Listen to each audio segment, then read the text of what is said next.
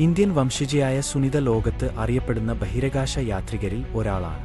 അതുപോലെ തന്നെ സാഹസികനായ ബഹിരാകാശ യാത്രികനാണ് സുനിതയ്ക്കൊപ്പം തിരിച്ചെത്തിയ ബുച്ച് വിൽമോർ.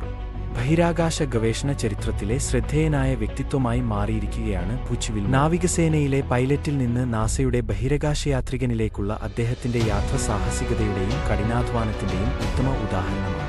സുനിതയ്ക്കൊപ്പം രാജ്യാന്തര ബഹിരാകാശ നിലയത്തിൽ കുടുങ്ങിയ ബുച്ച് സാഹസികനായ വൈമാനികനും ബഹിരാകാശ യാത്രികനുമാണ്. 1963 ഡിസംബർ 29-നാണ് ഇദ്ദേഹത്തിന്റെ ജനനം. മുഴുവൻ പേര് ബാരി യൂജിൻ ബുച്ച് വിൽമോർ എന്നാണ്.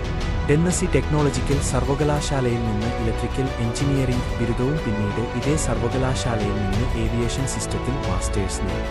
തുടർന്ന് യുഎസ് നാവികസേനയിൽ ഓഫീസർ ആയും പൈലറ്റ് ആയും സേവനം അനുഷ്ഠിച്ചു. കോളേജിൽ ചേരുന്നതിനു മുമ്പ് ഫുട്ബോൾ കളിക്കാരനായിരുന്നു വിൽമോർ. ഡിയന്നയാണ് വിൽമോറിന്റെ ഭാര്യ.